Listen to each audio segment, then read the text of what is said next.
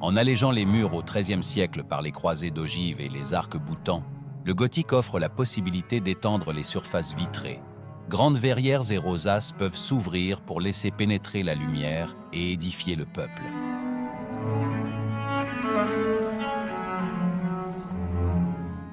Le style byzantin, fortement présent dans le vitrail du trésor, fait place à plus de réalisme. Les plombs s'allègent. Le bleu de Chartres et le rouge rubis sont associés à des verts et jaunes lumineux, ainsi qu'à de subtiles nuances de rose. L'iconographie puise abondamment dans la Bible, la vie des saints notamment inspirée de la légende dorée de Jacques de Voragine, 1228 à 1298.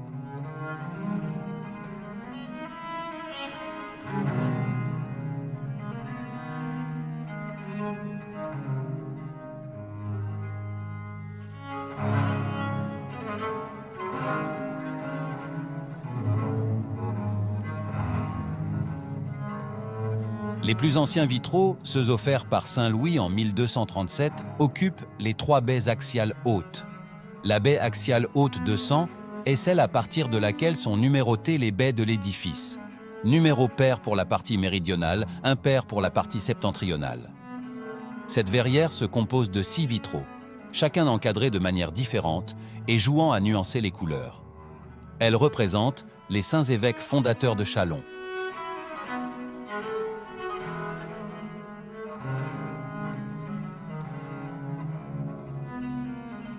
Saint Alpin à la droite de la Vierge à l'Enfant.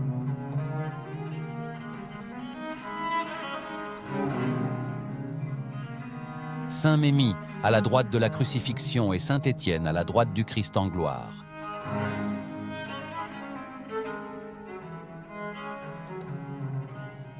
La verrière 201 représente 2 prophètes, 2 évêques, Saint Jean et Saint Paul.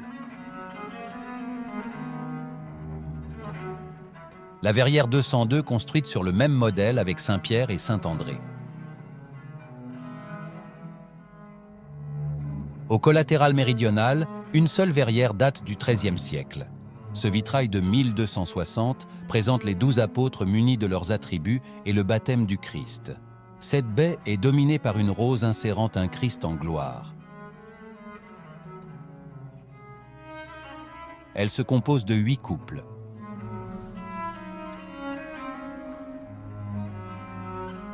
Le baptême de Jésus par Jean-Baptiste et 2 anges.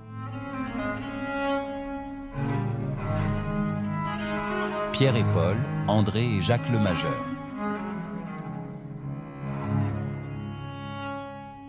Jean et Thomas, Jacques le Mineur et Philippe.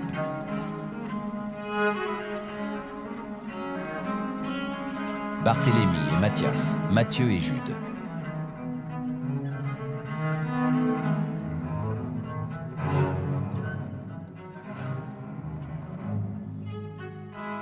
Les vitraux de la tour nord datent de la deuxième moitié du XIIIe siècle. Au-dessus de 2 baies jumelées se déploie une galerie des apôtres dominée par une rose.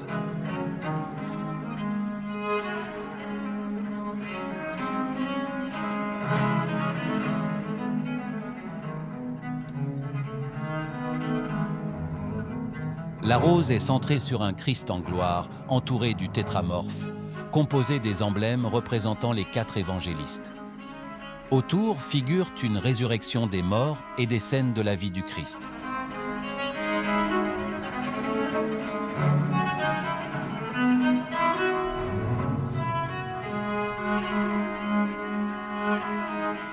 La rose se termine par des têtes d'élus au-dessous de rinceaux de vigne.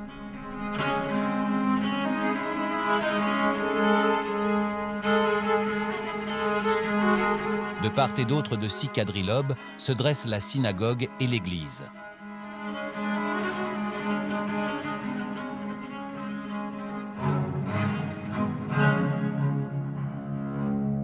La galerie au-dessous montre très clairement les apôtres et leurs attributs. Se succèdent de gauche à droite Pierre et la clé, Paul et l'épée, André et la croix, Jacques avec la coquille et le bourdon. Puis Jean dont le calice n'est plus visible, Thomas et la lance qui le tua, Jacques le mineur et la massue de son supplice, et Philippe. Enfin, Barthélemy et le coutelas, Matthieu et la cassette de collecteur d'impôts, Simon et la scie, et Matthias. Au-dessous de cette galerie, 2 baies jumelées se composent de quadrilobes insérés dans un riche décor d'entrelacs à branches et feuilles de vigne. L'apothéose de l'âme de Saint-Étienne.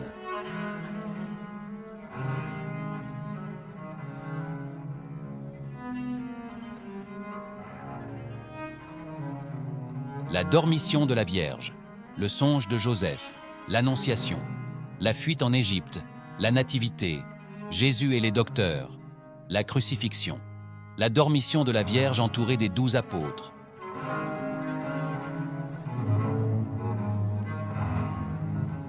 Le mur ouest du transept nord s'ouvre sur des baies représentant Saint-Étienne et l'évêque Pierre de Hans, qui, au milieu du XIIIe siècle, œuvra pour la restauration de la cathédrale et obtint du pape une relique de Saint-Étienne. Au-dessous de 2 prophètes, les donateurs offrent des vitraux à la Vierge. On retrouve ces offrandes de vitraux sur le collatéral nord, ou encore l'offrande des tisserands.